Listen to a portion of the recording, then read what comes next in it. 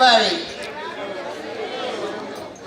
First of all, I want to thank look at this.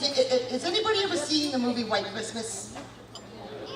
Yeah, you all have to tell me you haven't seen that classic. But do you remember when General Waverly walks in and he sees his sea of all his army there, and he just brings him to tears? You're doing it to me, guys. You're doing that to me. This is amazing. We hit the 180 mark this year. Isn't that amazing? Before I get to bring our Marines on, the 25th Regiment, I want to try to get a few things out of the way, because I want to put out my thank yous now. So, first off, I want to thank the Hillview, Teresa's at the Hillview. I want to thank Karen Hudd for all her hard work, and Cameron, who's new on board, as well as Chef Ryan, who's been sending around those amazing tasting mushrooms, if everybody got to try them.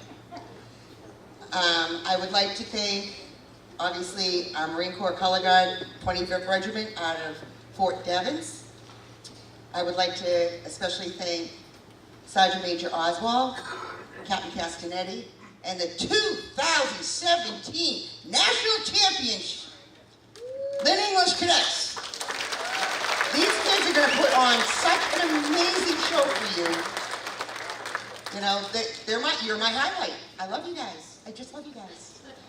I would like to thank Senator Tarr for coming, Representative Jones, Brad Jones, Robert Mercieri of Board of Selectmen, Michael Gilberto, our town administrator. I would like to thank First Sergeant John Bernard for coming down from Maine to do his keynote speaking for us. Carlos Arredondo for also joining us this evening, or this afternoon I should say. Reverend Hughes. I want to thank NORCAM, Transcript, thank everybody. I want to thank Maureen, Andrea, Diane, Larry, all of you for helping me out and putting everything together here. Bill, Howard, thank you all. I thank my family for your support. And I want to thank my DJ, Jose, for offering to donate his time to give us this amazing music today.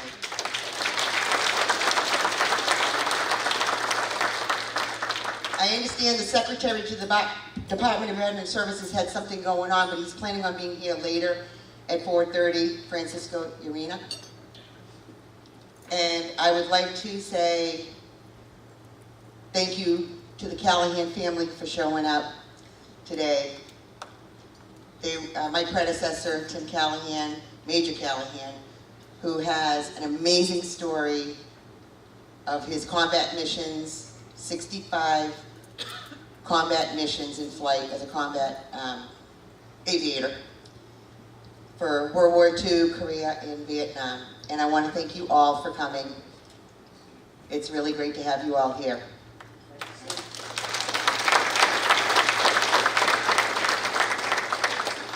And of course, we can't do this alone with some help from the outside, so I want to thank the Reading Cooperative Bank, the Jones Committee, the Savings Bank, the Winter Hill Bank, Napa Auto Parts out of North Reading, AAA, Mystic Valley Gold Chapter 21, Kitty's Restaurant, Tai Chi out of North Reading, VFW Post 10874, Jim Tilsley for all there's where all your footballs are coming from. And I want to thank MG Hall Contractors, Dan Jones and Ed McCart, everybody else who has donated to keep this going to help us defray the costs for the cadets that come in here. I want to make one more comment. There is books on that table for the taking, folks. We lost a Vietnam veteran a year ago. Robert Russo and his wife has kindly donated these books out, and they're yours for the taking, so please help yourself to the table for any informational things on Vietnam War, other wars, PTSD, all that. So without further ado, folks, I would like everybody to please stand if you can, and I'd like to bring out the Marine Corps Color Guard to present our colors. Ready, go. Oh, launch.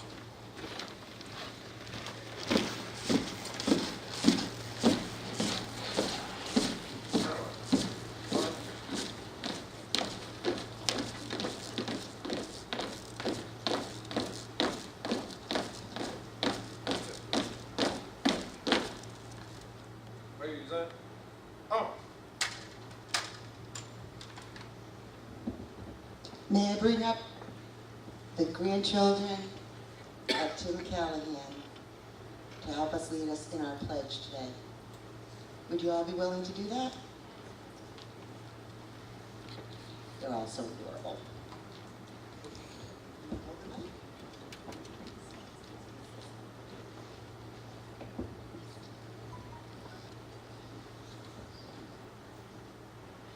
I pledge allegiance to the flag of the United States of America and to the republic for which it stands, one nation, under God, indivisible, with liberty and justice for all. Please remain standing for the national anthem.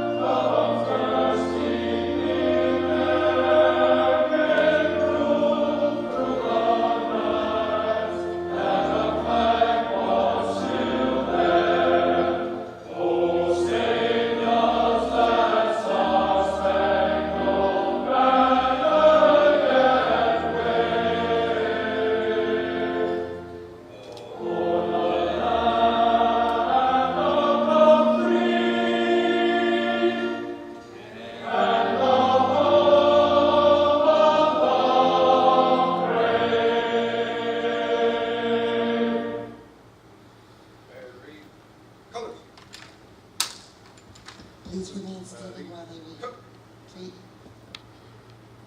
Forward, march.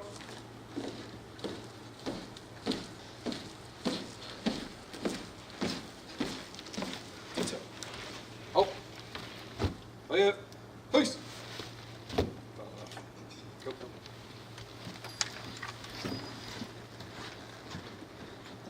Okay, I'd just like to do a little presentation for these amazing young children. I tell you, one of the things that I know you're going to hear probably later in a speech today, but please all be seated. I'm sorry.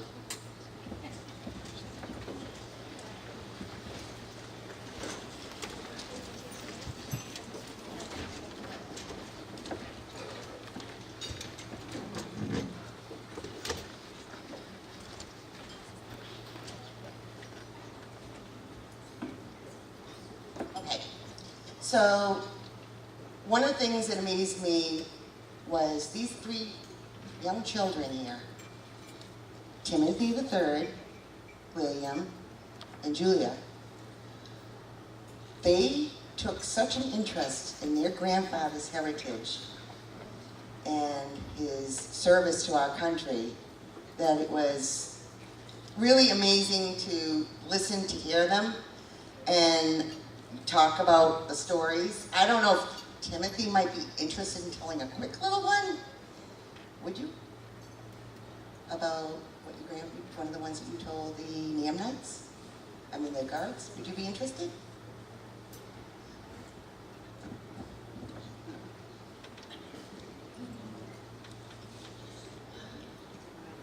So my grandfather was behind enemy lines, and there were these ships following them, and their ship got shot. But the planes, they weren't meant for foreign missions, and it hit one of their main engines, so they were starting to run out of fuel.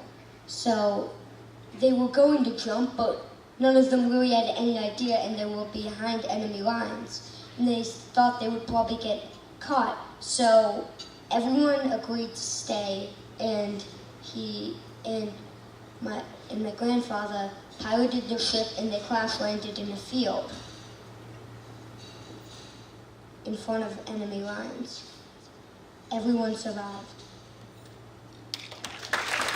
You know, and you know what?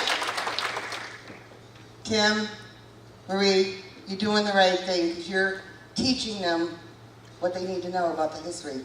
Can't hold it back. You can't pretend it didn't happen. It happened, and they need to know the stories. So I have a little something for each of you. Okay, so my question first. Timothy, what lives in the sea and has 4 legs? Can you think about it? A lobster.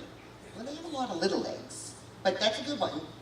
How about somebody with hard shell? William, chime in. Turtle? A turtle? You thinking that's what it is? Yeah. All right, hold on. You both want a turtle. Now these are lucky bamboo plants. That's what they call them, lucky bamboo. You've got a turtle. Julia, what's one of the biggest animals you have ever seen? An elephant. I mean, I haven't seen a whale. But you've seen the elephant. Yes. Oh, wow. Look at that. It's an elephant. So these are lucky bamboos. Put them in your room. All you can do is keep them watered. Put a little water in them. Don't put them in the bright sun. And they'll keep growing. And they bring you luck. You're welcome.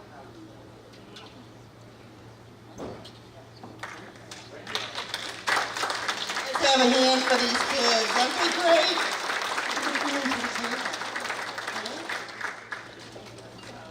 Aren't they adorable?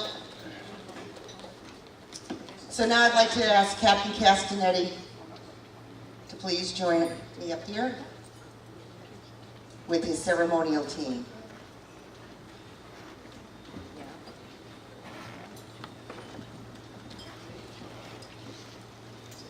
Thank you, Susan. Here's my turtle.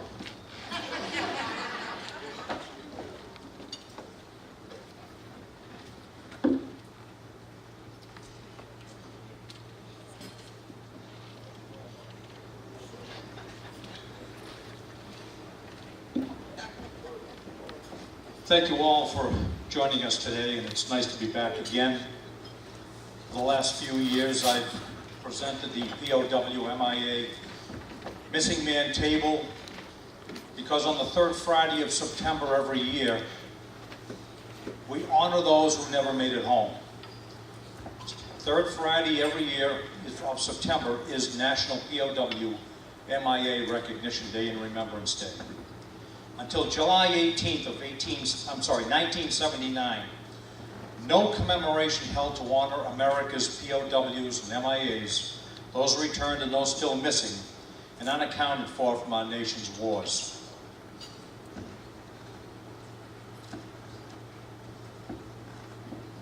I'm not going to go through the whole thing that I went through last year, but I do want to just highlight a couple of items. National POW-MIA Recognition Day ceremonies are now held throughout the nation and around the world on military installations, ships at sea, state capitals, at schools, churches, national veteran and civic organizations, police and fire departments, fire stations, etc.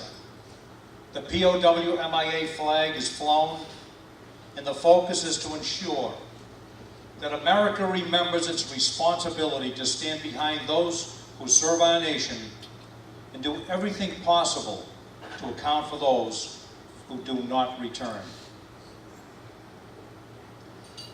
Ladies and gentlemen, please direct your attention to the center of our gathering.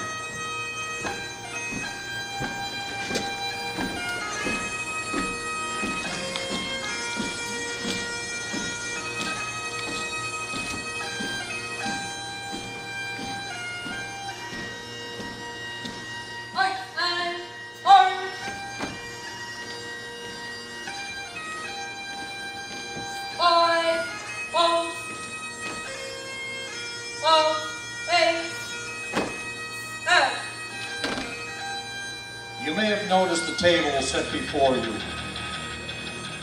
It's filled with symbolism, and I will explain.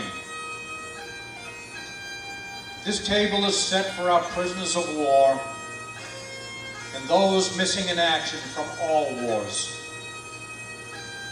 They are not with us today. Their chairs are empty, but saved for their hoped return. Let us remember their absence. Let us remember the United States Air Force, honored by Cadet Nguyen.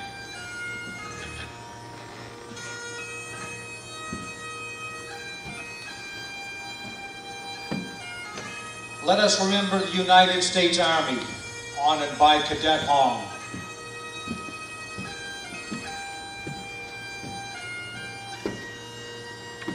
Let us remember the United States Navy, honored by Cadet Tran.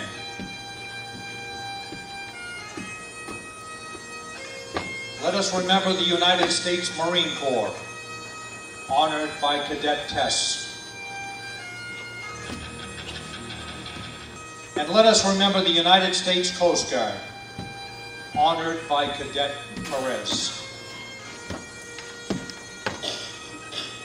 Let us remember the men and women prisoners of war from all branches of the service that are too often forgotten. Let us remember them.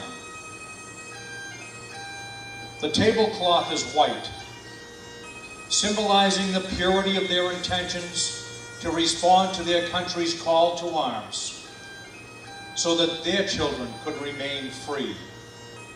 Remember. The lone candle symbolizes the frailty of a prisoner alone, trying to stand up against his oppressors. Remember.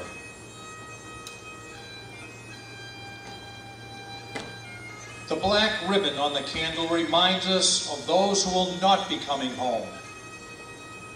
Remember. The single rose reminds us of the loved ones and families of our comrades in arms who keep the faith and await their return. Remember. A slice of lemon is on the plate to remind us of their bitter fate if we do not bring them home. Remember.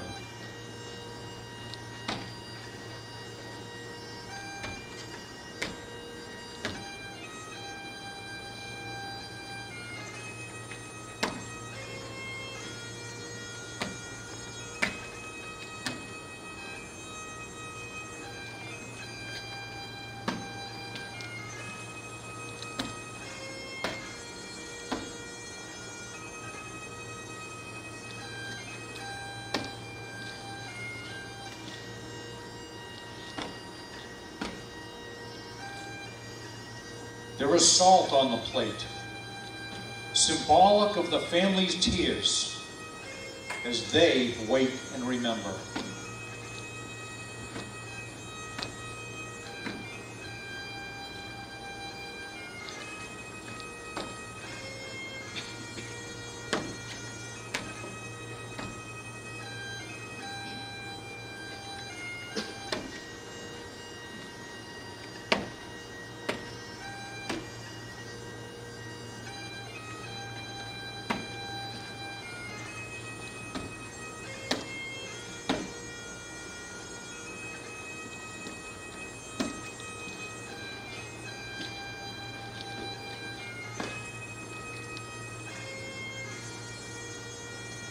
The glasses are inverted.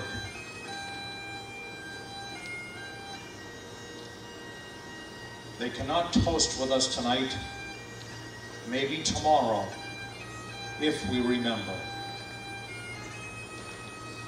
The red, white, and blue ribbon is tied to the flower vase by a yellow ribbon that was worn by thousands who awaited their return. Remember. The faded picture on the table is a reminder that they are missed very much and are remembered by their families. Remember. As we look upon this empty table, do not remember ghosts from the past. Remember our comrades. Remember those whom we depended on in battle. They depend on us to bring them home. Remember our friends. They are the ones we love, who love life and freedom as we do. They will remember what we do. Please honor and remember them.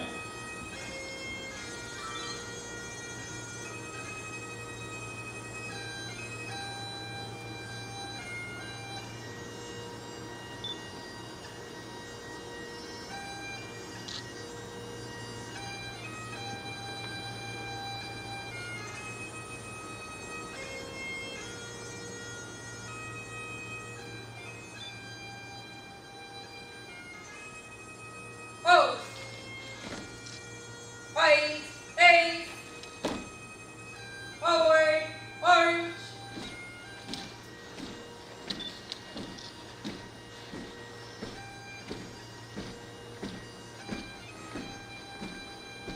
Collar, pose. Out, face. Color guard. Right. Face. Forward. March. As Cadet Donoso extinguishes this candle, let us transfer its flame to our hearts and remember.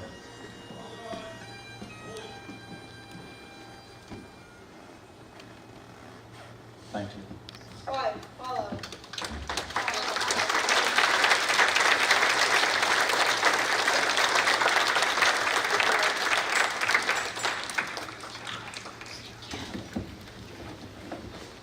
That is one of the most heartwarming ceremonies I've ever experienced, and I hope everybody felt the same I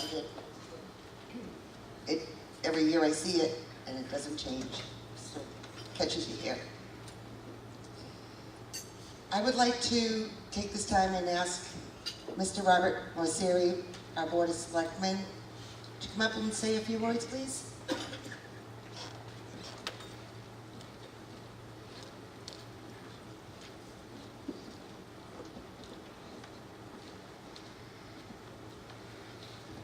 Thank you, Steve.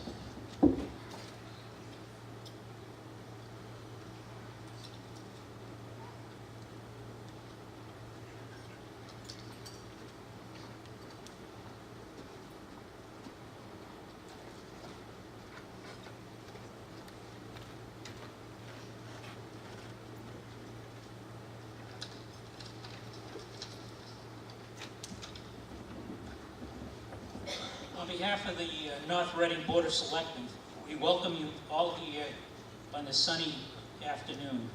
We acknowledge your service, your sacrifice, and your commitment to protect our American way of life. We also thank our Veterans Director, Susan Magner, and those who worked so hard to organize this annual dinner and celebration. And at this time, I'd like everyone to stand.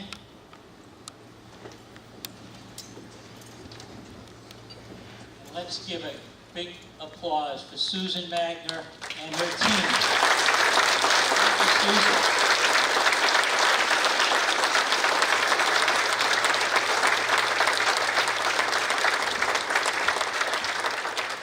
Thank you, Susan. Susan has done a wonderful job for the town of North Reading and all the veterans, and it's much appreciated. In my search for something to say this afternoon, I ran across this poem by Angela Goodwin, which tells it all. There is discipline in a soldier. You can see it when he walks. There is honor in a soldier. You can hear it when he talks. There is courage in a soldier. You can see it in his eyes. There is loyalty in a soldier that he will not compromise. There is something in a soldier that makes him stand apart. There is strength in a soldier. that beats from his heart. A soldier isn't any man can be hired to do. A soldier is in the soul of a man buried deep inside of you. A soldier's job isn't finished after an 8-hour day or a 40-hour week. A soldier is always a soldier, even while he sleeps. A soldier serves his country first, and his life is left behind. A soldier has to sacrifice what comes first in a civilian's mind. If you are a civilian, I am saying this to you. Next time you see a soldier, remember what they do. A soldier is the reason our land is home of the free. A soldier is the one that is brave protecting you and me. So if you are a soldier, I am saying this to you. Thank God for every soldier. Thank God for what you do. Thank you very much.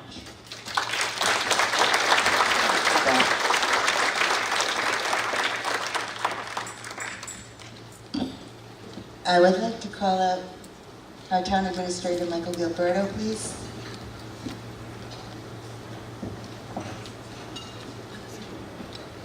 Thank you, Susan. I'll be very brief, but as I do each year when I'm here, I want to recognize the town employees who have served the country in the armed forces. Those that come to mind are Al DeSalvo, who I know is on the Veterans Committee. I think Al's here today, right? Al, thank you. And we have a new employee who just joined us within the past year, Andrew Lafferty. I don't believe he's here today, but he's the Public Works Director. He's also in the reservist. So we thank him for his service, and of course to Susan for her service. Thank you so much.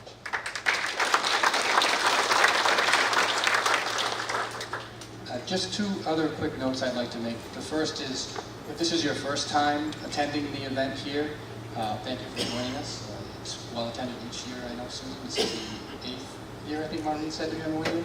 So you do great work, and you've done great work for a number of years along with the committee. If you're from out of town and a guest here joining us in North Reading, welcome to town. This is a great testament to what our community is and all the good in our community. So you're getting a window into the great things here in North Reading if you're joining us here today. And then the final note I just wanted to offer is there are a couple of employees who are here volunteering their time to help out. I saw Mary here, Mary Prenny, the Council on Aging Director, so thank you, Mary, and Maureen Stevens. I saw you as well. Thank you.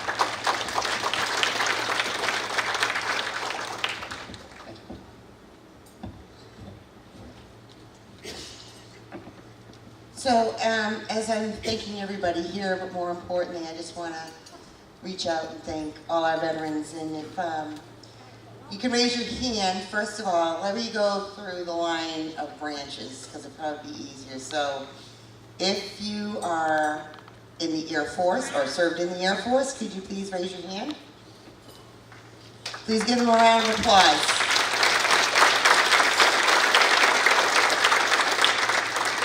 Navy.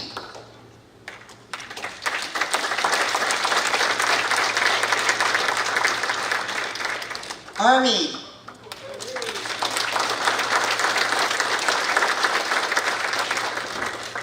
Oh, I'm getting there. Don't worry, Johnny. Coast Guard. I think we have a Tupa in here. Marine Corps.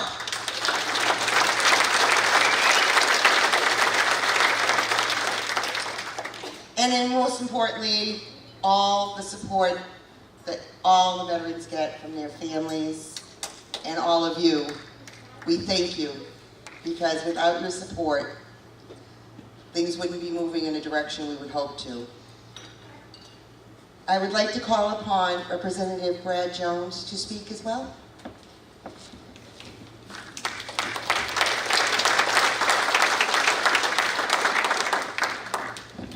Thank you and good afternoon, everyone. It's a privilege and honor to be here. I appreciate the work that Susan does and putting this together every year, and just sitting at the table trying to give a few thoughts and listening to the terrific presentation by Steve Cassinetti and thinking about how privileged I was to be able to have the first POW MIA flag fly outside my office at the State House, and then to have the first chair outside my office at the State House. I'm very proud of that, and that we were able to do that and have that recognition and remembrance. And think back, a couple years back, we had a family in the town of Reading who got a call, and they had identified the remains of a Korean War vet. And he was flown home, the Vars family.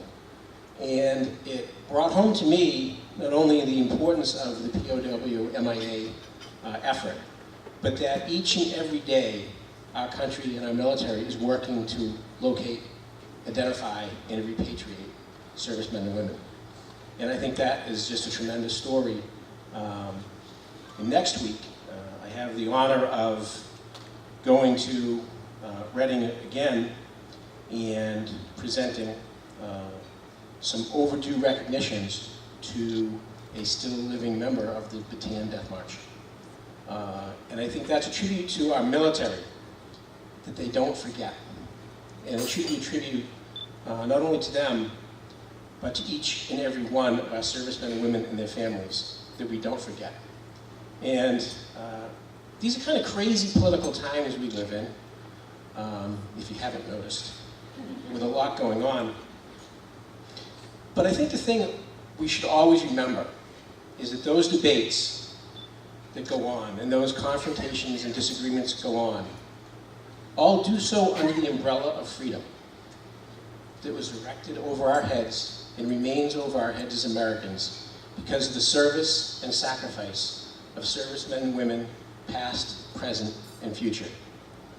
And to take a moment each and every day to remember and be conscious of the fact that servicemen and women serve sometimes on lonely outposts in lands far away while we go about our daily lives, ready, willing, and able to potentially make the ultimate sacrifice.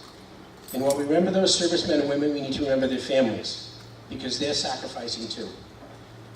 They're serving in their own way each and every day. And when those servicemen and women hopefully come home, we get to work with them and try to make sure their needs are met. And hopefully, for the most part, we do a pretty good job, but we can always do a better job. And we're so lucky to have Susan as the VSO officer in North Reading, and people are able to reach out and get the services and help that they need. As a point of personal privilege, I'd like to thank my dad, who's a Korean War vet. And I know it probably, pardon my language, it pisses him off no end that we're still talking about the Korean War these days, and that it's too prevalent in the headline. But I want to thank him for his service and wish him an early 87th birthday next Friday.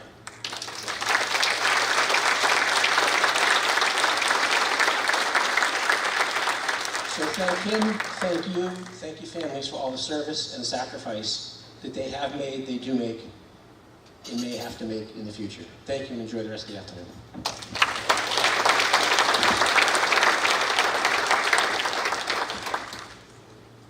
Thank you, Representative Jones.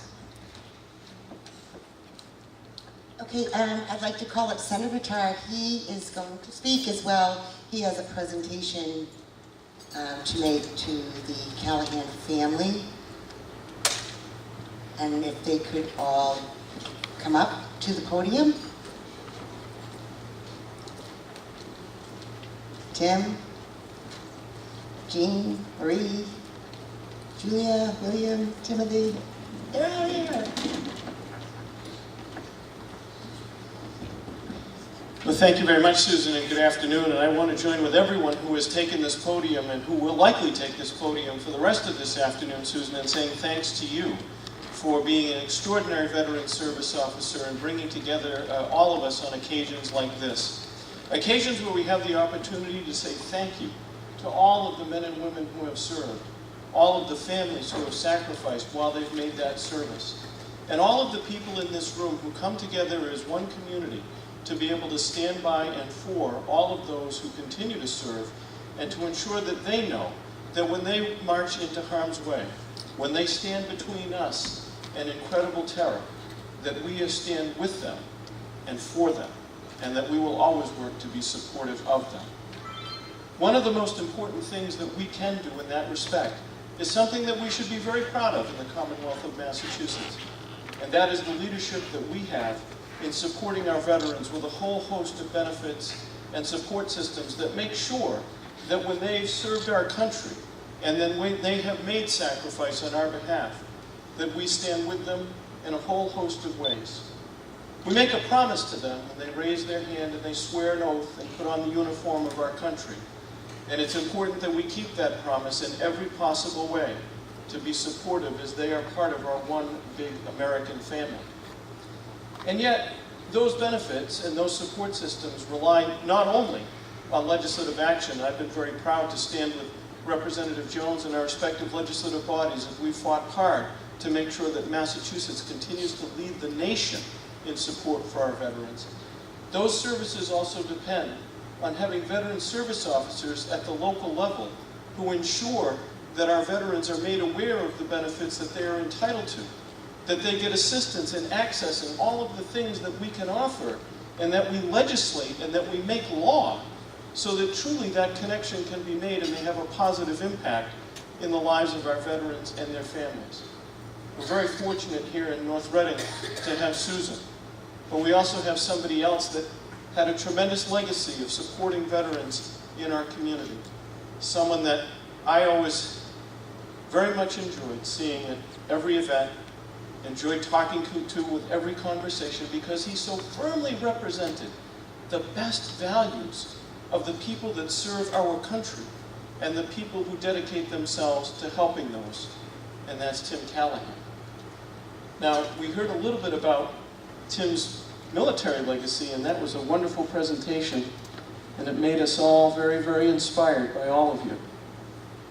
But we have a way in the Senate to recognize special people, and that way is to adjourn the entire session of the Senate when someone has passed away or done something noteworthy.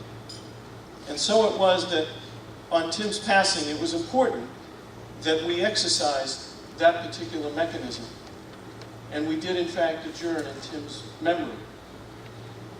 And so what I'm about to read to you was an order that was read before the entire Senate as the business for the day had concluded, as members paid attention, focused on this order and this remarkable individual. And so this is from the Journal of the Senate, and it reads, and you'll, I hope, forgive some of the technical language. The Senator from Essex and Middlesex, Mr. Tarr, moves that when the Senate adjourn today, it do so in memory of Timothy J. Callahan, who died July 7th, 2017, at the age of 96.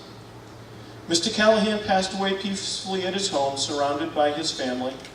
The son of Timothy E. Callahan and Catherine A. Walsh, Mr. Callahan was born in Rhode Island and completed his high school education at Boston College High School. After high school, he attended Boston College, graduating in 1942. Graduating college at the height of World War II, Mr. Callahan enlisted in the United States Air Force.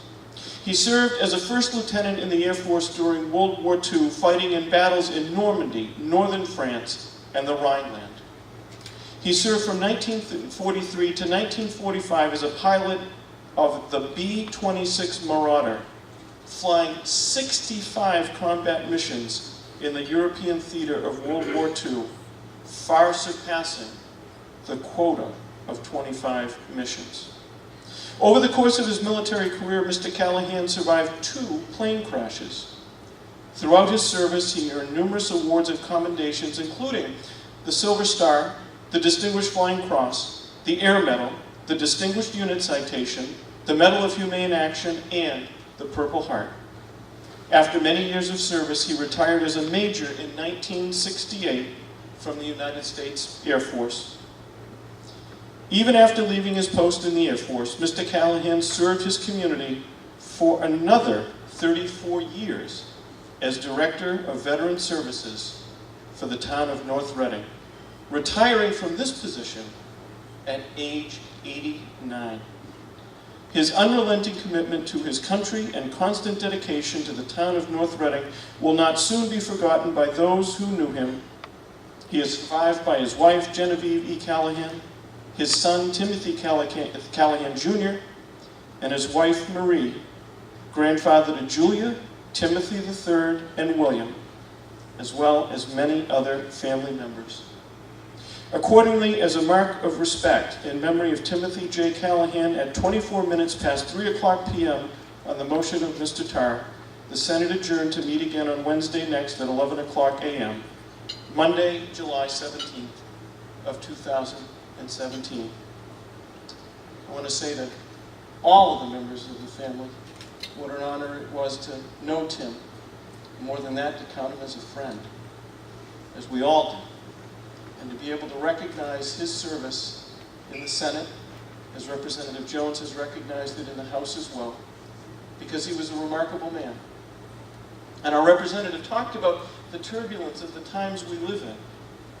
And in these kinds of times, we all reach out for something to hold on to that's virtuous and strong and reliable. That thing is the memory of Tim Callahan. We need his spirit now more than ever. It's a wonderful legacy, a wonderful gift, and something that we should all be deeply appreciative of. Now, I'm confident that his service meant that you all made a lot of sacrifices when he might not have been present sometimes when you wanted him to be. But that's because he was with us. And that's because he was serving his country. First on the field of battle, and second, here at home, fighting to make sure that veterans got what they deserved. And so it's truly an honor to be able to present this to you, this adjournment order. And I have additional copies as well. And to say thank you for sharing Tim with us. Thank you for supporting him.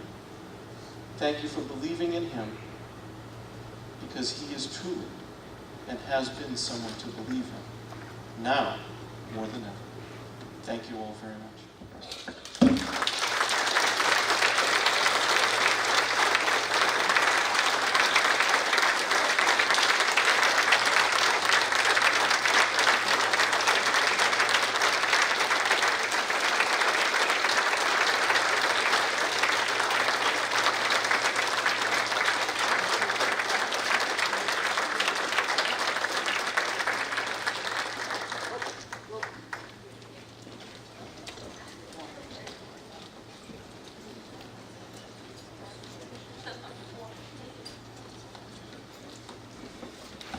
And Susan, I'm glad you came back.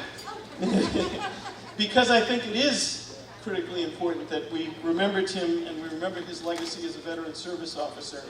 I have another copy of this framed plaque, and I'm hoping that you will do me the favor of placing this in the office, in the brand new veterans office, so that everyone can remember him.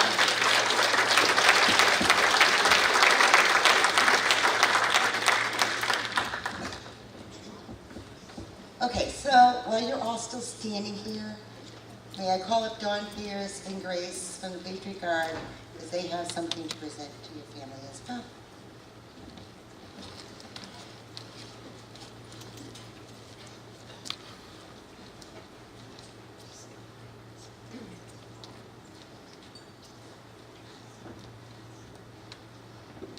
All right, Grace, I'm going to let you do the presentation. You will write Captain has a mission for Tim.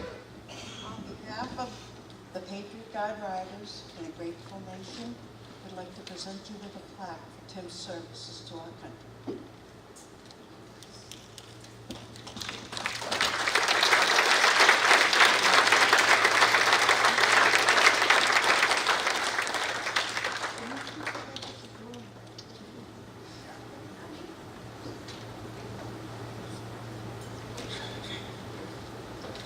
Thank you, Grace. That's pretty much it. I get most of what I was going to read, Senator Todd took care of for me. You can say, please do. So since Senator Todd took care of most of my talking points, I am going to say one or two things, and that's that I met Tim when I first came home from my service during Vietnam. Somebody said, you know, you get paid a little extra money if you go see Tim for your service. I said, really? I'm there. Well, I did, and sure enough, I did. I got a check for $200 from the state. But then years later, Tim helped me out another way. It just so happens I was really down on my luck and really in need of some help. And somebody said, go see Tim Kelly. So I did. Tim gave me the hand up that I needed financially, but he also gave me the stern talking to that I needed, because that's the way Tim was. Oh, and by the way, he also, that Purple Hat that he got, I understand he had 10 oak leaf clusters with it. But anyhow, I'm going to read a poem that I wrote. It's the title poem for my book. I wrote it originally for my dad, but I think it applies to Tim. And the poem is, Who is a Hero? You'd never think that this man who looks old was once a young soldier, dashing and bold.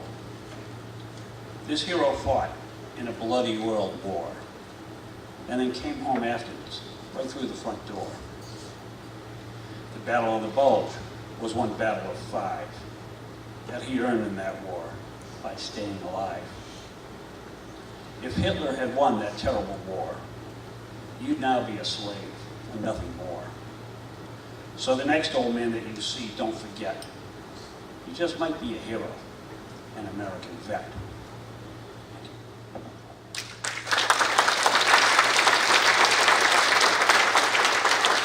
I do have one more that I'm going to read, and then you're going to get these free copies.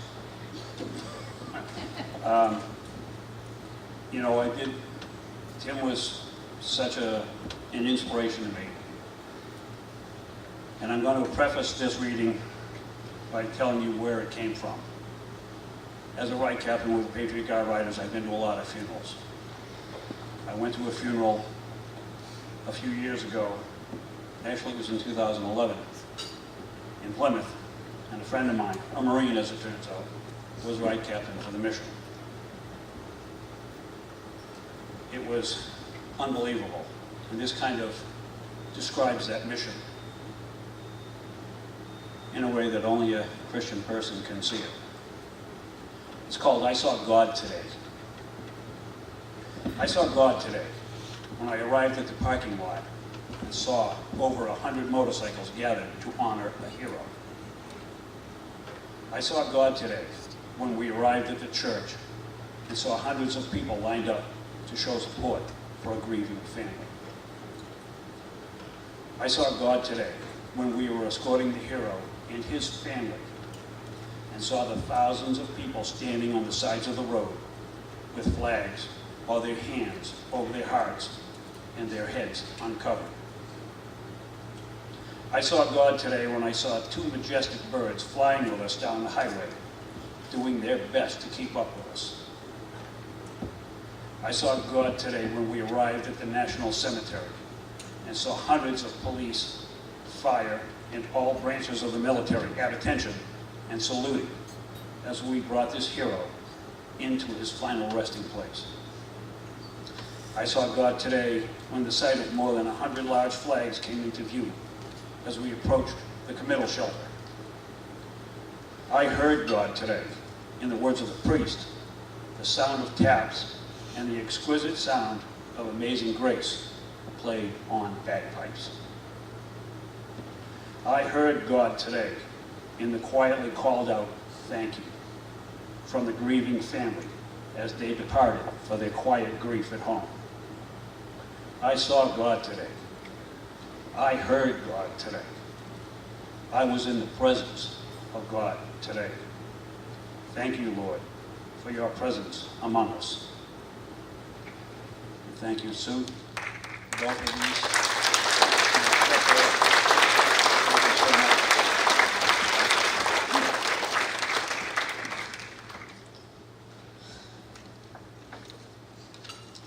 Okay. So now we will call up Reverend Hughes. I would like to call Reverend Hughes up to give us the blessing so we can get the dinner going.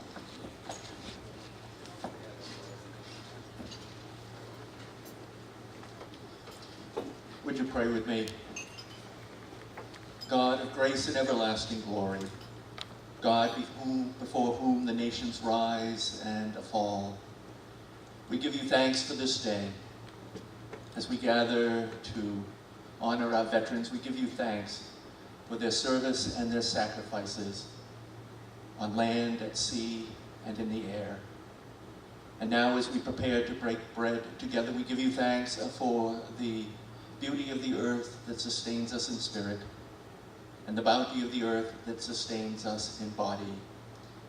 May we be humble in all the blessings that we receive and faithful in all that you entrust to us. Amen.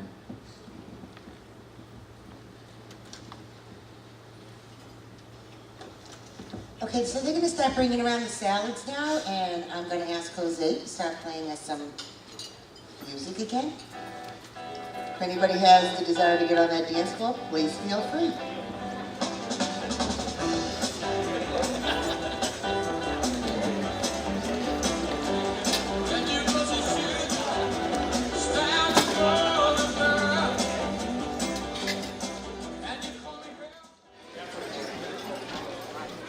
Okay, so now we have some keynote speakers that are coming up.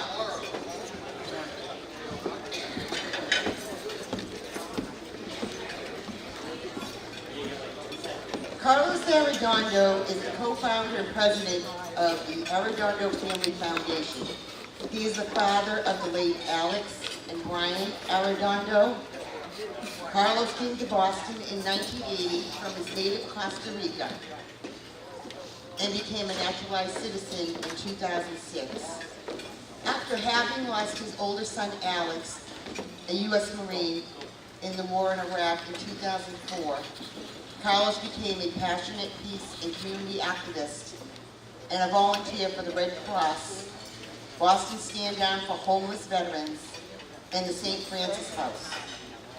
In 2011, Carlos' younger son Brian died by suicide. He and his wife, Melita, have dedicated their lives to movements and causes that empower people and give voice to those who cannot speak for themselves. He actively advocates for peace and locally and internationally for suicide prevention and for support services of veterans and military families. They have met many families of the fallen, including those who have died by suicide. Together, they decided to launch the foundation both to expand and facilitate work supporting families who have been touched by military-related suicide. In 2016, the foundation also began providing suicide prevention training as part of the foundation's work. Carlos is also remembered as a spectator at the 2013 Boston Marathon, who ran to help critically injured Jeff Bowman after the bombing, with whom he has formed a lasting bond. Ladies and gentlemen, I present to you Carlos Arredondo and Melita Arredondo.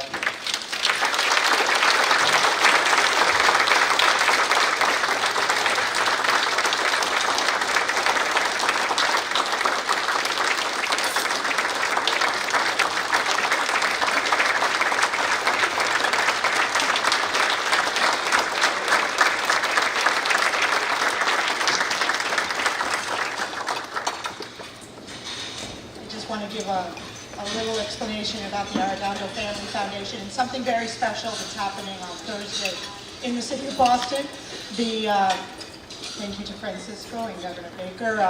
There will be a bridge named for both Brian and Alex at the intersection of the Jamaica Way and Huntington Avenue in Boston. So we're looking forward to that. That's on Thursday, the 28th at 11 a.m. You're all invited, or if you want to come up to me, I can give you further information. It's common to have our heroes get onto the bridges or different places like post offices or things like that. So Alex already has a post office, a federal post office in his name in Jamaica Plain, where they grew up. But it is not common to have a Gold Star family member or someone who died by suicide to be on a structure. So I really do need to give great thanks to the Commonwealth of Massachusetts on behalf of the family for honoring both Alex and Brian in this manner. So thank you very much, Francisco.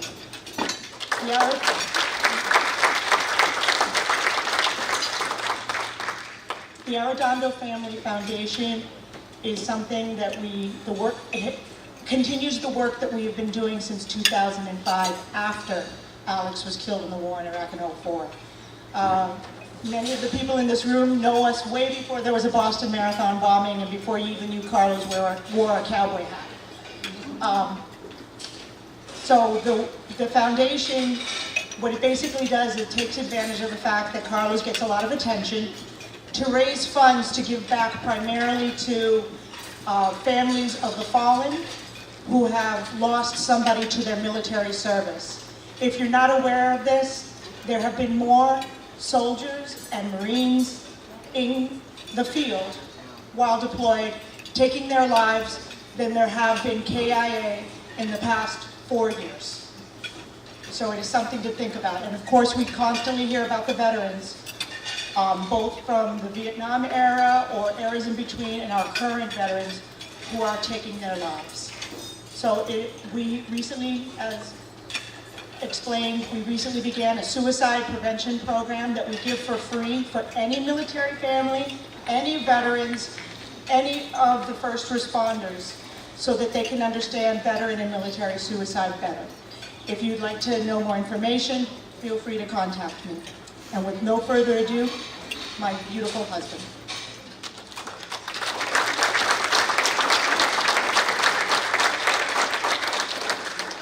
Hello everyone. I just been in Boston since 1980 and I've been learning a lot. And I've been saying as a joke, in case you don't recognize my accent, I'm from Boston. I'm very Spanish as I can be. I'm born in Costa Rica. My heritage from Portugal and Spain. And somehow the genes crossed the ocean and then they came to North America and I'm here. And like many families, like my family immigrated from Costa Rica and in many different ways, like many families. To be here was an honor. And back in the 1960s, I had this experience of being 2.5 years old. And 1960 was the year that I born. And 2.5 years later, just 3-4 blocks from my house, I had the opportunity to see Mr. John F. Kennedy with my whole family in San Jose Boulevard going by in a limousine with his wife. 1962, before Dallas, before Germany, was Costa Rica. And that inspired many of us, to perhaps go to Boston, to Brooklyn City, Kennedy's family, maybe the library, on and on and on. And that experience brought me to the United States pretty much, to see it for myself. And then, to continue learning here and growing up here and meeting beautiful people, and my wife, Victoria, the mother of my children, and my wife, Melida. And I've been learning and trying to be part of the city as a citizen, and also learning through the process. My 2 beautiful boys, they're born in Boston, in Brigham Women's Hospital. Only a few blocks where the new bridge is going to be made after them. And the post office in Jamaica Plain, there's a federal building, just a few years back was signed by President Obama, since it's a federal building, and put in, dedicated to my son last Corpus under all the post office, and so many other recognitions like squares in Norwood, Randolph, Boston, more than 1,500 square after fallen soldier, just in the city of Boston. And it's an honor to learn and be part of this amazing country, and I still continue learning English since. And also, so much I've been learning just living here. But also as a parent and losing 2 sons in the time of the war in Iraq, one in combat and the other one the last day of the war in Iraq by suicide. It's been sort of a situation where, like many other families, there's no scripts, and we learn it through the process. It's a blessing that we live in the city of Boston, in the Cornwall, Massachusetts, not only because we have the best service can provide to the families, the All-Star families, and also to the veterans. We've been a All-Star family since we lost our son in 2004. Before, we used to be a Blue Star families. And it's a process as you learn to be a Blue Star family. Unfortunately, when you come to be a All-Star families, it's a whole different thing that you can learn through the process, you know, and also participate and help others. So for me, the grieving process has been upside down, full of emotion, get in trouble, do good things. And sometimes my action doesn't help. But I'm still stand up and be strong and do what I can. And, you know, I really appreciate, you know, for people who really always thanks people who serve us country, all those veterans who the heritage, the past, the genes that they carry. There's some of them are from Puerto Rico, Ireland, Canada. We have so many different nations serving us country, and we are very proud of that. And we have to respect that and always be thankful for everyone who represents not the United States or America, but who they represent their families, who they are coming from all over the world. For me to share something very personal, like many of you send sometime home, is something that I'm very proud. I decided to share with the community my son's first letter home. This letter was written by my son in the middle of the Pacific Ocean in the way to take over Baghdad. First stop, Iraq. In the middle of the Pacific Ocean, leaving the island of Hawaii with more than hundreds and hundreds of United States Marines and an old ship, very famous, called the Dubuque. They was there on the way to Iraq when my son Alice, Lance Corporal Alexander Arredondo, wrote this letter, which this young officer is going to read for us, and I would like you to introduce yourself. Lance Corporal Alexander Arredondo, first letter home, then I introduce you. Sergeant Therry, 25th Marine Regiment. This is Arredondo's first letter home. Mom, Dad, today is Sunday, January 19th, 2003. I've been out to sea for 3 days now, and I'm starting to feel better. The first 2 days I was completely sick from seasickness and some virus. So far, every day I come outside, the skin of the ship and write letters whale watch, which isn't that great because I haven't seen any. But there are plenty of dolphins that swim alongside the ship. Watch the horizon, the sunset, etc. This seems so unreal for me too. I've never seen water this blue before. I've never looked 360 degrees around me and seen nothing but water. Clouds, the sun, and a fleet of battleships surrounding me. Tomorrow is one of my many training days on ship preparing for my mission. I will also be training a short time in Kuwait. This is hard for me to comprehend. It seems like my whole life changed in an instant. Yesterday I was in a classroom learning about trigonometry and history. I graduated, went to boot camp, went to school, graduated as a grunt. I was sent across the country to train. Now I'm being sent across the world to fight. Today I'm in a classroom learning about tactical urban combat and nuclear, biological, and chemical warfare.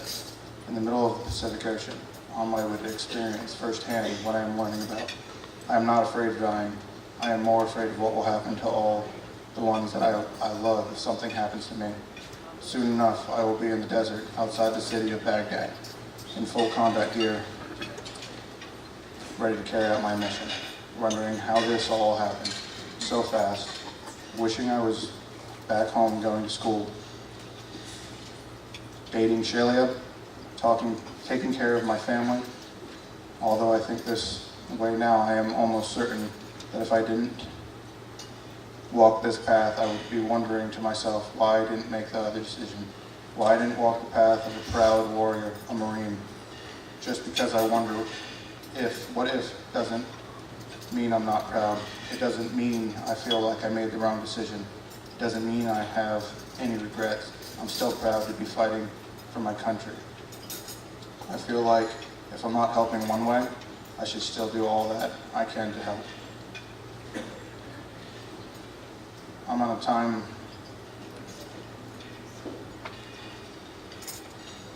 hack now. I need to send this letter in the next hour for it to get to you by Tuesday or Wednesday. I love you both very much, and I wish I could keep writing, but I got to go. Love you. PFC Honor, United States Marine Corps. What's up, Brian?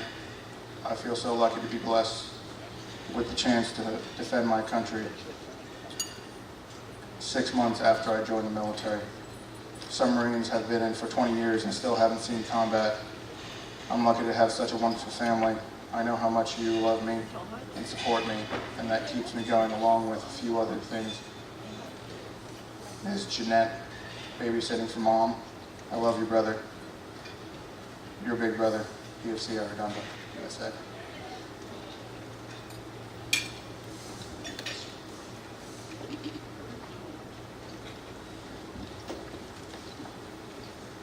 That is Lance Corporal Alexander Arredondo, first letter home.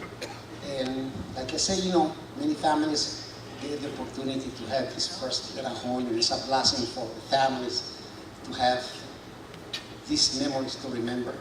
And for myself and my wife, and it's no better way for us to honor them, remember all of them, and also to make a difference in the community by doing something. And that's what we've been learning through this process. And we know we have many leaders along the way who really help us in making a big difference for this family. But very proud, and I want to thank you everyone for listening to us and for having us here sharing this moment. And since I was being mentioned here in one of the Boston Marathon first responders in 2013, that day, my wife, those days before the Boston Marathon, my wife and I and military friends, we organized 20 National Guards who was going to be doing the Boston Marathon 2013, walking in full gear, 25, 40-pound backpack, and each one of them was going to be carrying a memorial for the Massachusetts Fallens. Our responsibility was to make sure Melida, my wife, and my friend John Nixon in the grandstand holding a big signs for the Tough Rocks. That's how they called it at the time, the Tough Rocks, the National Guard. And pretty much we carry on that message in the grandstand, and I was supposed to give in the grandstands 400 American flags to the spectator that we can cheer those National Guard as they approach the finish line when the first bomb went off. And pretty much since that was very unpredictable at the moment what to do because of the situation, thank God, a group of National Guard that was nearby and myself pretty much act at the moment to help in any way we could that day. And thank God, many people survived that terrible tragedy.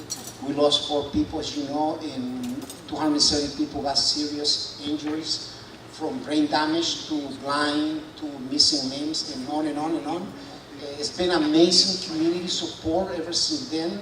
Many of the survivors already moving on with their life, doing foundations, and the young man that I helped out, Jeff Bauman from Chelmsford, this young man was unbelievable the way he handled it that moment, and ever since then he's been unbelievable, very inspiring how he been handling these injuries or losing both of his legs.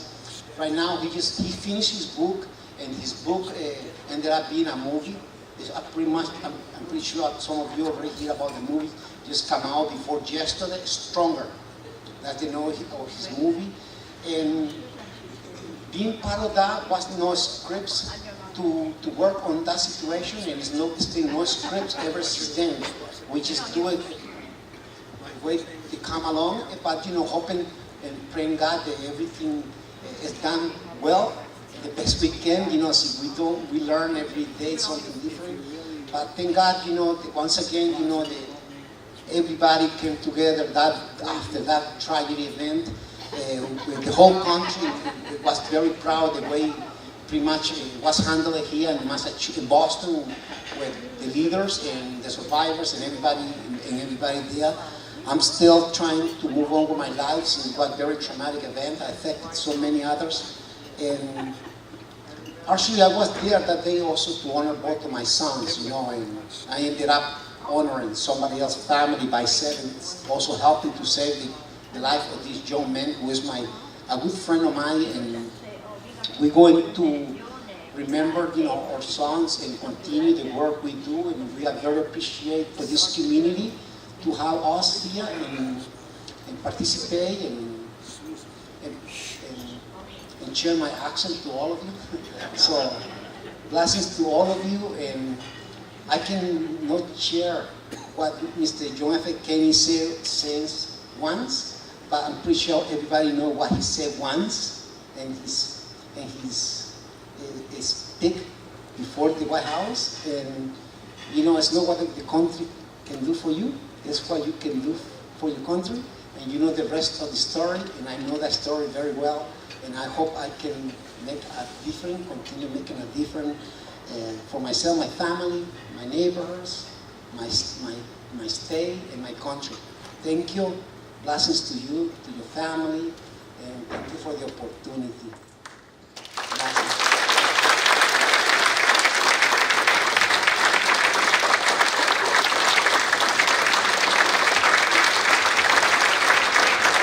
Thank you, Carlos. You're inspiring.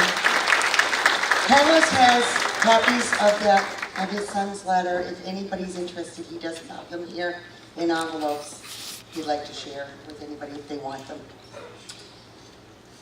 Okay, now I'm going to call on First Sergeant John Bernard, retired Marine. John Bernard served in the U.S. Marine Corps from 1972 to 2003 in both the active and reserve components. He served in various positions with the 1st Battalion, 25th Marines, until his retirement, including the first Gulf War as a scout sniper and platoon sergeant working closely with the British and other foreign intelligence agencies.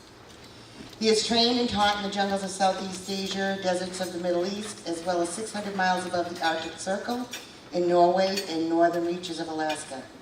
His particular skill set led him to teaching a host of outdoor skills to include navigation, survival skills, marksmanship, scouting, and trap identification. John retired in January of 2003 as a first sergeant, earning over 18 awards and medals. Today he owns and operates his own custom millwork business, serving both commercial and residential markets, providing custom design casework, cabinetry, and custom homes. He also teaches pistol and rifle marksmanship and safety, which is an intense 2-day course. In his spare time, John writes for his blog, Let Them Fight or Bring Them Home, with the writings of Coyne and the effects and intent of the rules of engagement our warriors face on the battlefield. He is married to Sharon McManus and has 2 children, Katie and Joshua. Katie's married, living in Maine, and Joshua served in the Marine Corps from December 2006 until his death in Afghanistan on 14 August 2009 in Nazat Helmand Province. Lance Corporal Joshua Bernard was awarded the Navy Achievement Medal posthumously for having led over 300 combat patrols throughout his tours in Iraq and Afghanistan, having not lost a man or sustained an injury until his own death. Lance Corporal Bernard was awarded the Purple Heart. Ladies and gentlemen, please welcome my big brother and First Sergeant retired John Bernard.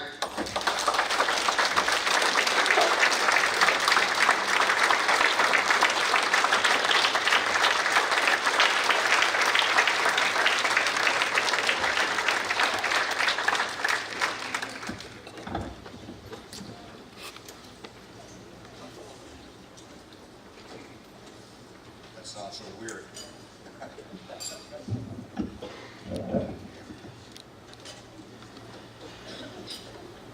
Now, first of all, I thank everybody for showing up.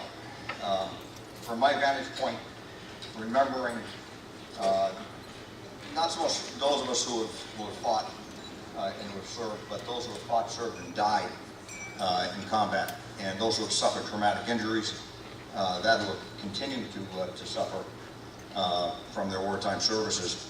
It's absolutely important. It's important for the soul of the country that we remember them, that we meet together, and that we reflect on their sacrifice, their service, the people that they were, the thing that drove them to service, and ultimately, even though it's going to sound self-serving, to remember the families that sacrificed those people. The day that we can't do that, the day that we've forgotten to do that, the day that we forget those war fighters, it won't make any difference how many towers we build or how shiny our streets. Our souls will be black, and we really won't be worth remembering. The war fighter is the very heart and soul of the nation. I struggled to come up with a title for this. Last year, somebody gave me a subject to speak on, and I was able to put something together and deliver that. And typically, I have something in mind. I'm very narrow in scope in terms of what I discussed, and as you'll see in a few minutes. Before we go any further, though, I want to just make sure that the acoustics in here are okay. So I'm going to try something here. Thank you.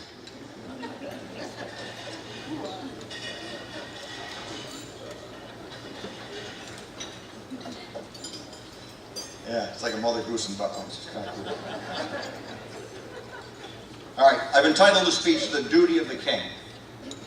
I promise you I'm going to bring this thing back around to a subject that's close to me, but I feel this is a subject that is very timely, and we need to pay attention to this here.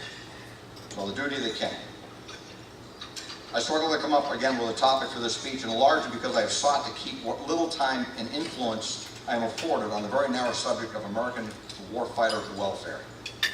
Not as it pertains to medical care or pay or re-entry into society. There are plenty of people taking care of those things, as we've seen. By the end of the speech, I promise you I'll bring this full circle back to my first love, which is the concern for the American warfighter. For me, the greater need is to ensure when this nation decides to send American warfighters into harm's way, that it has done so with a well-defined mission, removing every obstacle that might prevent them from returning home victorious and alive. Warfighters understand when they go to war. We all understand when we go to war. There's just the possibility of injury or death. But when the nation's leaders don't take that seriously, there's a problem. This nation has failed to do so since World War II. And every one of us who has studied this subject have done little more than increase our sense of frustration as we have watched incursion after incursion saddled with the insane application of counterinsurgency doctrine, which gives ground to the enemy while hampering the efforts of the American warfighter. Coined battlefield logic, which has been with us officially since 1940, has been a disaster of epic proportion.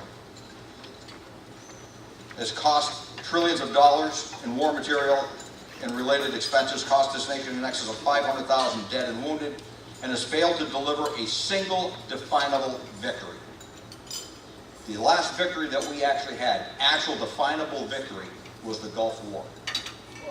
And the reason the Gulf War was victorious was because the government of Kuwait told President Bush, get Saddam's forces out, and we don't care what you break and who you kill to get it done.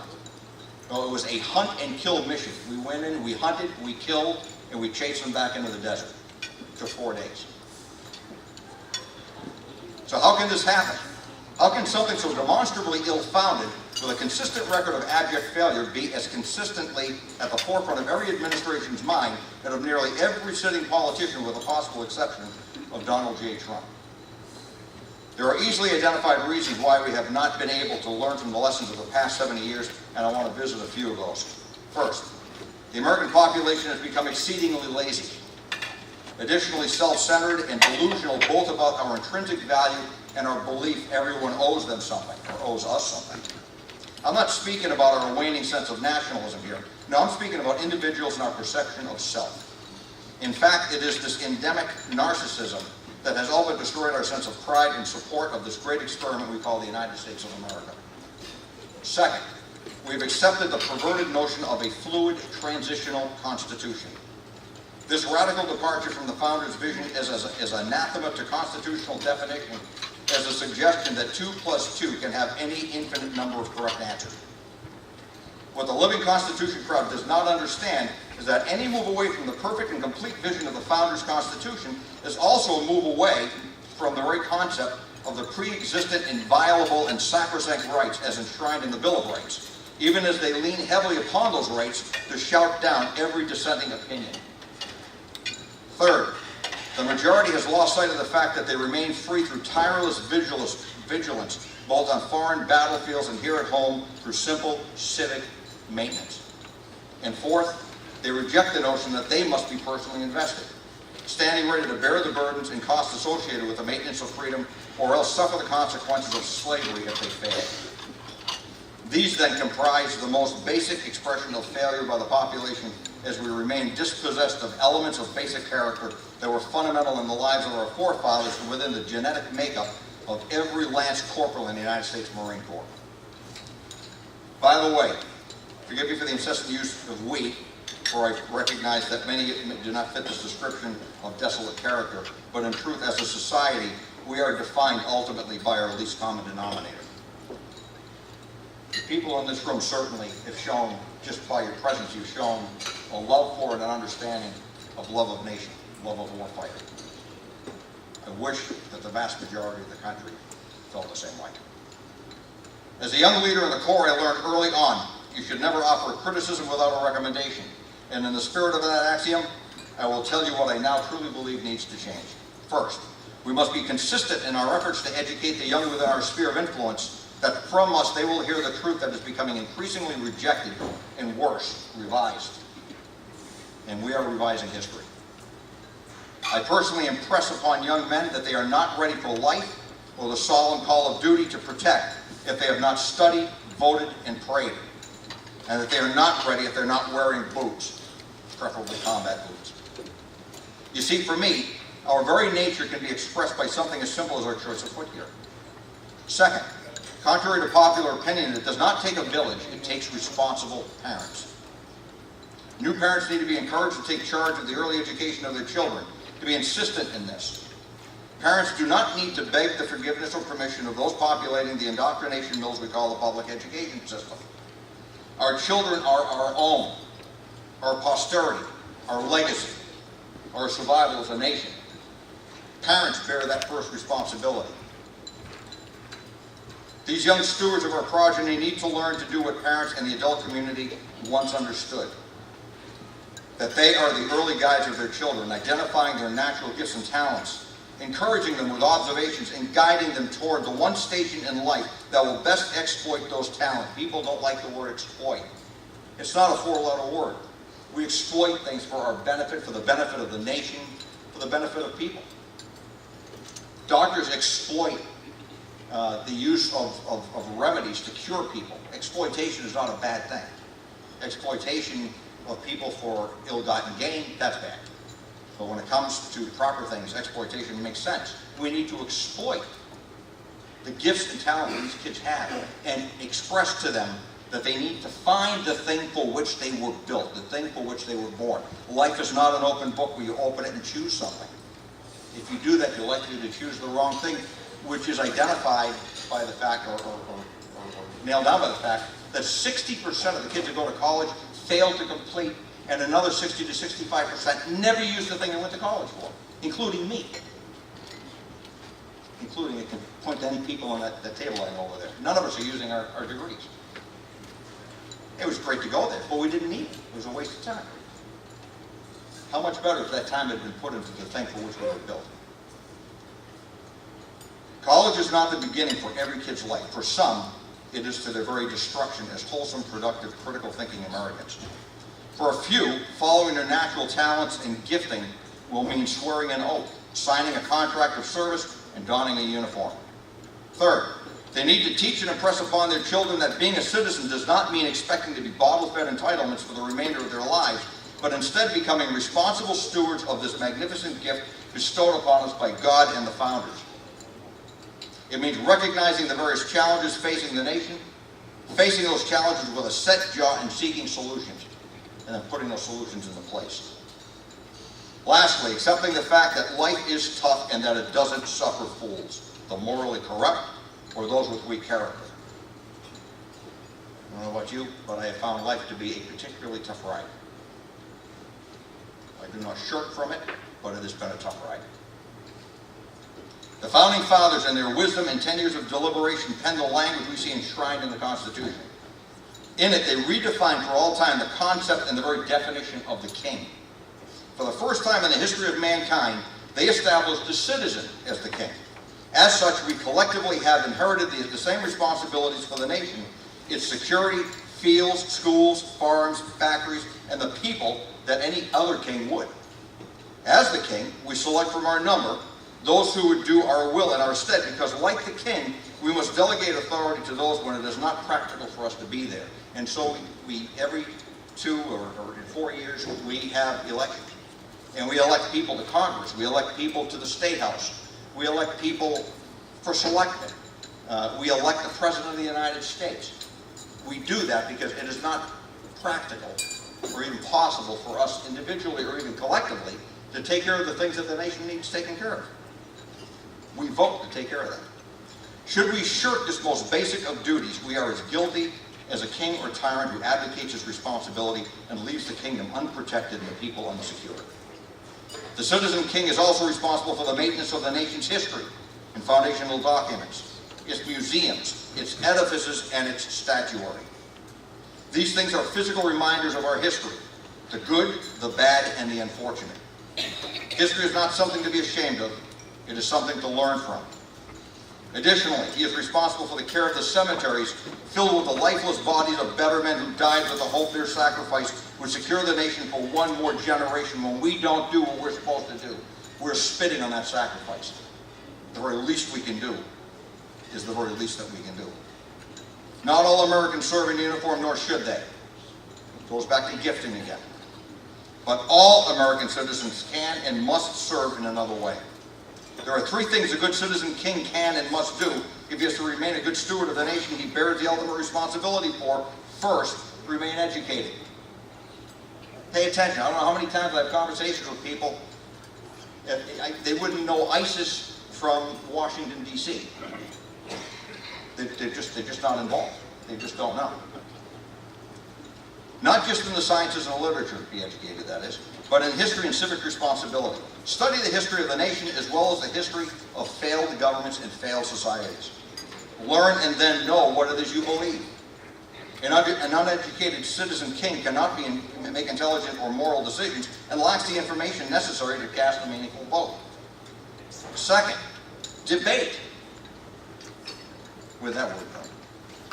We have become an entirely intolerant, ignorant, and uncivil society. Turn on the TV set, you sit down, you want to shut it off as soon as you turn it on. There are those among us who believe the First Amendment to the Constitution defines, codifies, and defends the right to take to the street like a gaggle of anarchists to scream, swear, shout down, assault, and destroy everything in its way. I have some very sad news for those people. That's not what the First Amendment is about. It's about civilized discourse.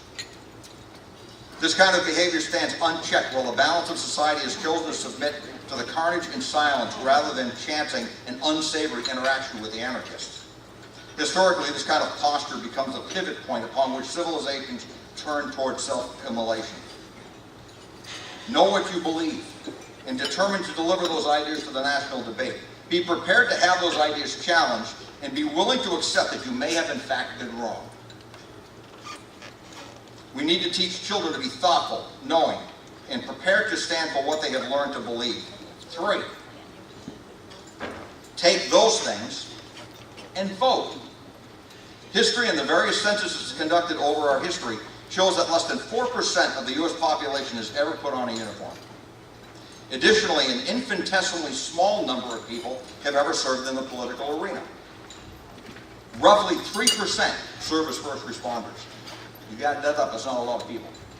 Ultimately, those same censuses also reveal that less than 50% of the voting age citizens in this nation bother to extract themselves from the potato chip strewn couch sitting in front of the TV playing Dancing with the Stars long enough to mark an X on the ballot for anything, including President of the United States. The most important thing that we can do, vote. Select from our number. And there's always a choice. This last time around I heard there's no choice. There's always a choice. Maybe some degrees, but there's a choice. This is remarkable considering 100% of the American population seems to have an opinion. When the king neglects to do his duty, it is said that he has abdicated the throne, and when the American citizen refuses to do his least of duties, he is guilty of abdicating his inherited responsibilities. By choosing to ignore these three minimum requirements of the duty of the king, we doom the nation to the same fate as others that have eventually been consigned to the dusty shelves in the library of failed civilizations. The possible failure of the nation is bad enough, but there's another cost associated with refusing to do our least duty.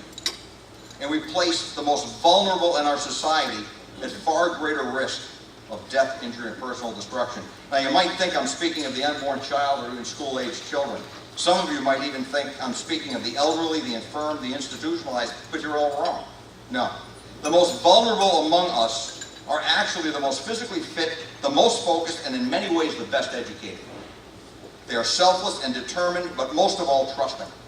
I'm speaking of the American war fighter. Those United States Marines, sailors, soldiers, airmen, and Coast Guardsmen who share three things in common: a God-given compulsion to march into harm's way, a signed contract to serve in that capacity for a specific period of time, and who have sworn an oath with no sunset clause. Those of you who serve, remember that oath. Curiously, the thing that we're swearing to, people don't even realize. A lot of people think that we're swearing an oath to defend the country. We're not swearing an oath to defend the country. We're not even swearing an oath to defend the population or the border. We're not even swearing an oath, technically, to follow orders. We're swearing an oath to support the thing that props up and is the foundation of all of those other things. We swear an oath that I will support and defend the Constitution of the United States of America against all enemies, foreign and domestic. And then there's a semicolon, and everything that follows is assumed to support that. That's what the oath is. The Constitution provides for the citizen king to vote. When we don't vote, we're not supporting the Constitution. Men and women who are destined to serve in this way willingly lay aside their personal interests, freedom to seek wealth, employment, a quiet life, and in too many cases, even life itself. They sacrificially replace those things we take for granted, and often with so little thankfulness, with one simple thing: willingly giving over their very lives into the hands of leadership, allowing both civilian and military leaders to do with their lives as those leaders deem fit. When we choose not to vote or even to care enough to study up on the concerns of the day, which then inform us how to vote, we become complicit in whatever shenanigans government may choose to heap upon the warfighter, and here I'm speaking specifically of COIN, counterinsurgency doctrine. I will beat that until the day that I breathe my last. Every war since 1945, I think we had this discussion, some of you may remember it last year, every war that we've had since the end of World War II, they've all been lost. It would all be classically, or defined rather, as classical failures, with the one exception of the Gulf War, which was not governed by it. All administrations and the officers that managed to survive under them fall in love with COIN because they are taught to do so, because the small war works better under COIN. Not by history, does it? We allow men of low moral character and faulty vision to decide how Americans' warfighters can be forced to engage the enemy, governed by amoral COIN battlefield logic and rules of engagement that place them at undue risk. Too often these rules seek to defend those in the battle space who refuse to defend themselves. There's an axiom. COIN stands for counterinsurgency. There's an axiom. Freedom isn't free. How many have heard that? And somehow or another, that ends up being defined as the American Marine, soldier, sailor, Coast Guardman, and airman, them going over and securing freedom for somebody else in the other part of the world. Guess what? That's not what it's about. That axiom was actually leveled at civilians who then realized they must be forced to take their lives into their hand, their futures. That they must be really just willing to stand up and secure their own freedom. But every place we have fought since the end of World War II, we have fought in the midst of civilian populations that refuse to do that for themselves. You're probably going to have to be a lot smarter than me to be able to answer why. I am neither conflicted nor ashamed to tell you that I am first an American. I do not hate the rest of the world. I just happen to love America first. For me, there are not 10,000 foreigners in the battle space that are worth the life of a single American warfighter if this government has determined to sacrifice them without giving them an opportunity to provide a victory for their nation and to come home alive. And if there is a man seeking the presidency who does not understand that and agree with me in that, then he is entirely unfit for the Oval Office. The president's first business is to follow the oath that he swears, which is similar to the oath I took, and that my son took, and that the Arredondo's son took. And every Marine, soldier, sailor, airman, and Coast Guardsman took. We understand. The average Lance Corporal knows what he has sworn an oath to. Those people that swear that same oath or a version of it in D.C. need to understand it and live it. It becomes rather complicated when you're running around with a $1,000 three-piece suit, sitting in an office built by better men that's air-conditioned, and you don't have to suffer what you've done. It's our job as the citizen to make sure that the people that are populating that town, that they've got the right things in mind, that they understand their responsibilities, they understand that they must be first very considerate of those that they send into harm's way. I apologize for the nature of this message tonight, but as always, I believe it is within the harsher messages that we can find personal redemption and national viability. I will remain thankful for the rest of my life that God placed in me the burning desire to serve as a United States Marine. There's nothing else that I've ever done in my life that I feel that serious about. I am surrounded by Marine friends, Marine family. I am married to a Marine's wife, hopefully. I raised a Marine. I have nephews that are Marines, friends that are Marines. The entire Marine Corps is my family. God couldn't have blessed me with anything greater than that. There is still no other assemblage of men I would rather be surrounded by than a company of tired, stinking, swearing Marines. I will also spend the remainder of my life seeking the best representatives for this nation and, as a consequence, the best possible environment for those future generations of Marines to serve in, and I beg you to do the same. We can have all kinds of discussions about what happens within the nation. There's domestic and foreign affairs. We're talking about foreign affairs. We start sending people outside the border to conduct warfare. That's a foreign thing. Marines, soldiers, sailors, airmen, Coast Guardsmen, that's what they do outside the border. I beseech you to consider when you vote that the person that you vote for has their better in mind. Because I'm not talking about not sending people to war. I'm talking about sending people to war with the intention of them winning and coming back. That's what's important. And I'll end by saying this. I have two consistent prayers in the last several years, and they begin like this. That God would strike the heart of the electorate with an epiphany about the duties of the citizen king. That he would burden him with such guilt for past neglect that he would not be able to eat or sleep until he cast his necessary vote in the next election. And lastly, that God would, you'll have to appreciate my humor with this. Lastly, that God would grant me one final opportunity to fall, standing in the gap upon the wall, securing the nation, and as I lay wounded upon the ground with my life's blood oozing from my body, that it would be upon a bed of expended brass surrounded by a sea of digital uniforms emblazoned with that blessed of all emblems, the eagle, globe, and anchor. Hoorah!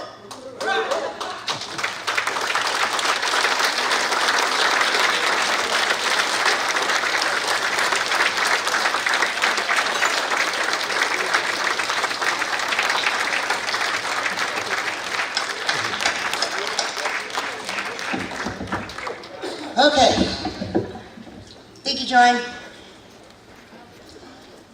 Okay, before we get the cadets on, I'm going to ask Secretary Francisco Urena of the Department of Veteran Services to come up and say a few words. Oh, you got it?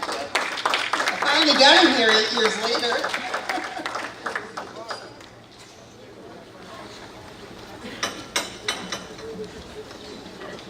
Hi, good afternoon, everybody. So it's such a privilege to be here in North Reading, celebrating this beautiful setting with you all, and what a true privilege it is to be here. You know, today it is Gold Star Mother's Day nationally. That's a day that has been set aside to recognize the sacrifice of our Gold Star mothers, Gold Star families, and so today and every day we honor their courage and their resiliency and that sacrifice. So to our Gold Star families here across this Commonwealth and everywhere, let us give a great round of applause and appreciation, but let us remember your sacrifice today and every day.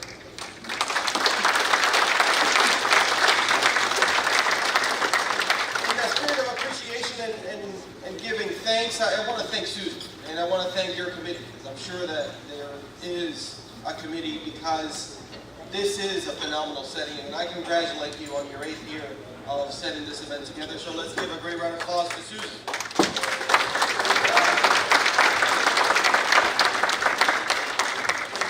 To Leader and Senator Tarr, to Leader and Representative Jones, to ladies and gentlemen, our active duty military, our veterans, and all of our friends that are here, it is a great day to be having this type of event. This is a best practice in the sense that it gets community together.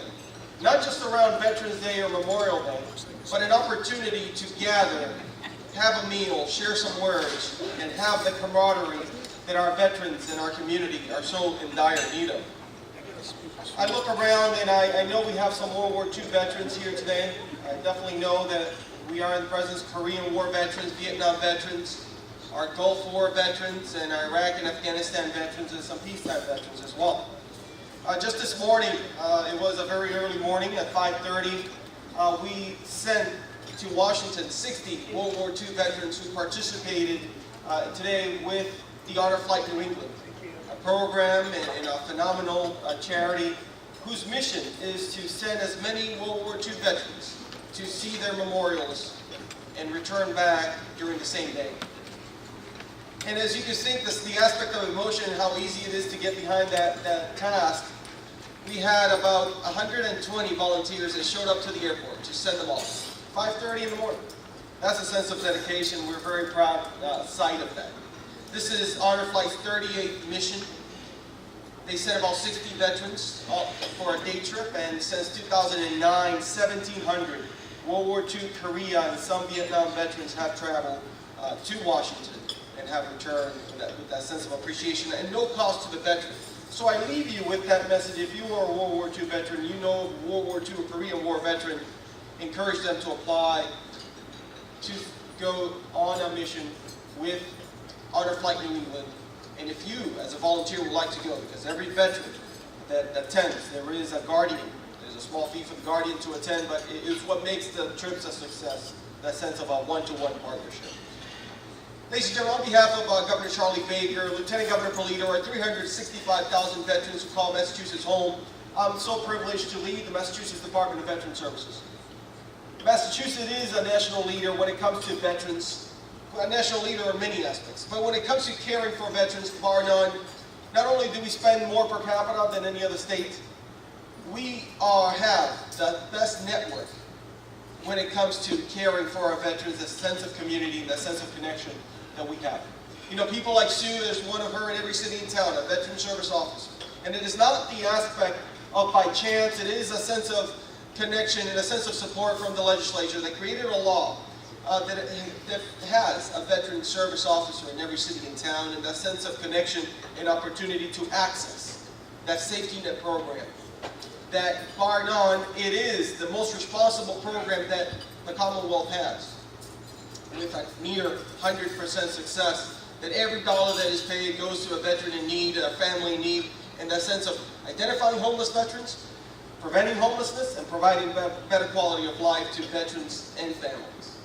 And so it is something that we're very proud of.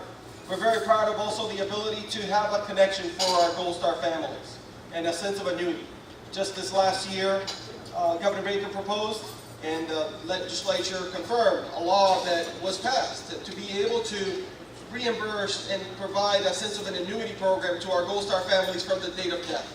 Because while the annuity program has existed since 2001 and for Gold Star wives since 2005, it was important for us to ensure that our Gold Star families who have not yet applied could apply and their payments could be backdated to their date of death. Not as a sense of a token of appreciation, but more a sense of connection, a sense of outreach, and a sense of being part of a community. And to that, we are very appreciative. You know, here, not only do we lead and we have a great sense of support, but we're very fortunate to have 3 major VA hospitals in Bedford, Jamaica Plain, Brockton, Western Mass, and Worcester. And not only the aspect of our 3 main campuses to include Bedford, but also 12 VA outpatient clinics, in a sense, vet centers. Places where veterans and families could seek counseling, places where veterans could seek that sense of community. And I address because I know my good friend Jake Romo, a Vietnam veteran combat helicopter pilot who, after leaving the fields of Vietnam, became such counselor as a doctor, providing that sense of counseling and support, not only to his fellow Vietnam veterans, but now to my generation of veterans and those that continue to serve. So to Jake Romo for his leadership, let's give him a great round of applause.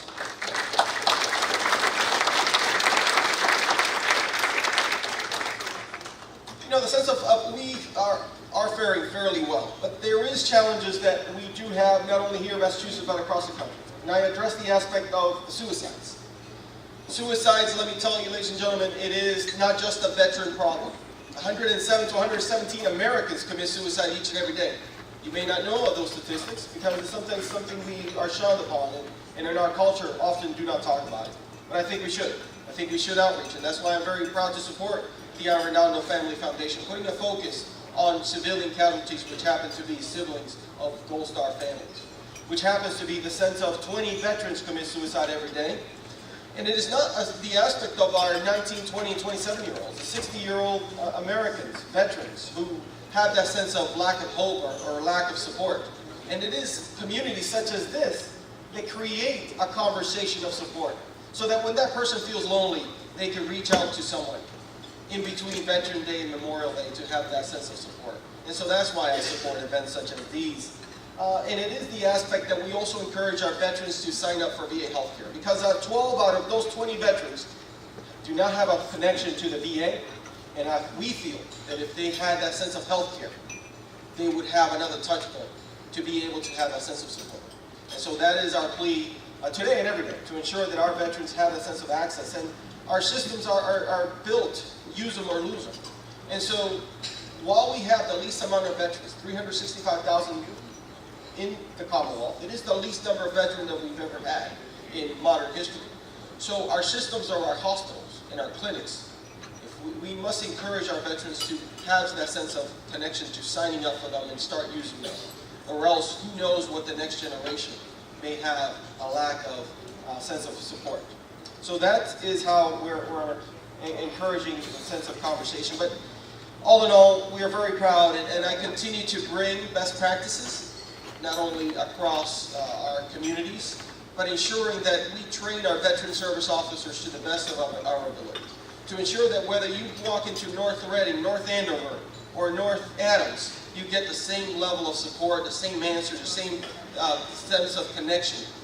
And we provide the very sense of support, both technical and in aptitude, to our veteran service officers, because we want them to succeed. Their success is our family's success. Their success is our veteran success. Their success is the success of the community, who are looking for opportunities into how to volunteer and make a connection with veterans and families. And that is what our Office of Veteran Services, not only here in North Reading, is providing, but across the Commonwealth.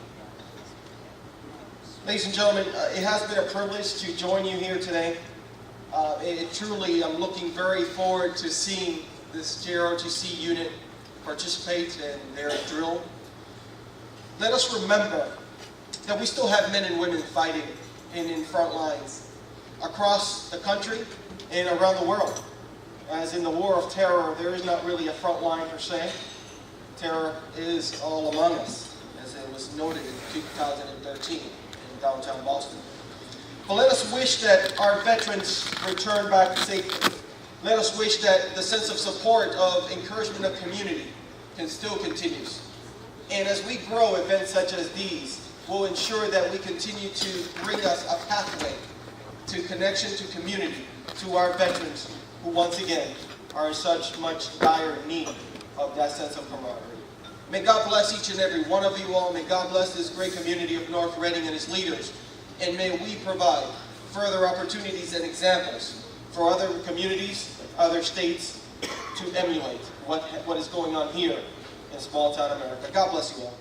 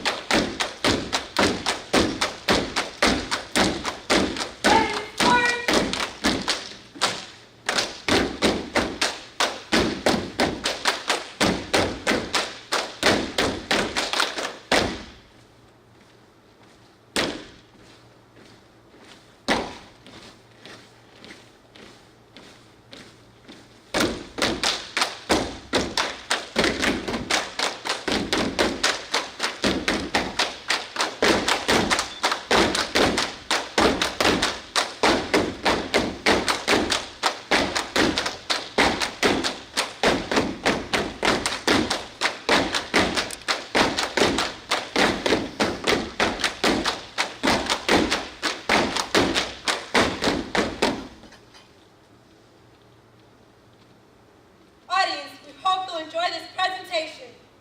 Ready, smoke!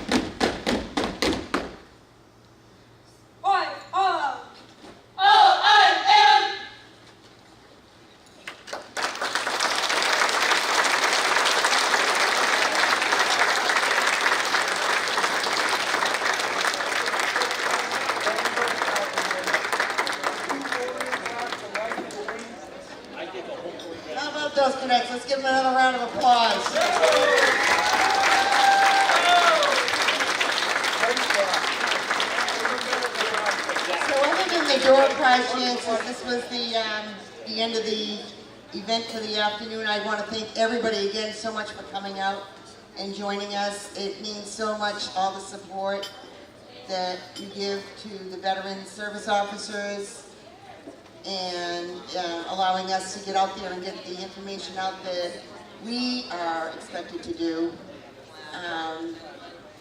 Just a small note, one of the things that I know we need to tighten up more is, although we do have the Chapter 115, I can tell you from personal experiences, as a single mom of 4 kids requesting fuel assistance some years ago, that I was told that I didn't make enough.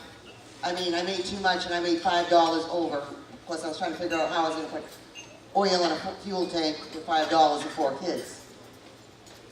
But what I did notice is we need to join forces together so that these places like fuel assistance, Social Security, Medicare, and food stamps, all these places that are there to help one another and help out the people, need to know to learn to ask the question.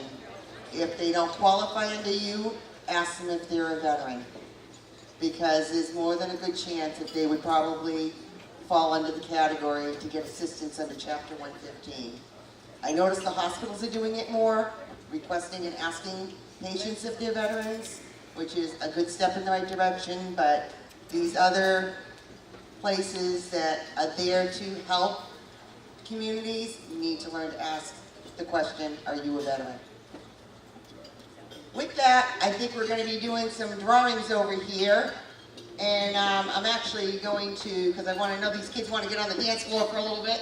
So let's get them on the dance floor. I'll start getting those together, and everybody jump up on the dance floor and have some fun.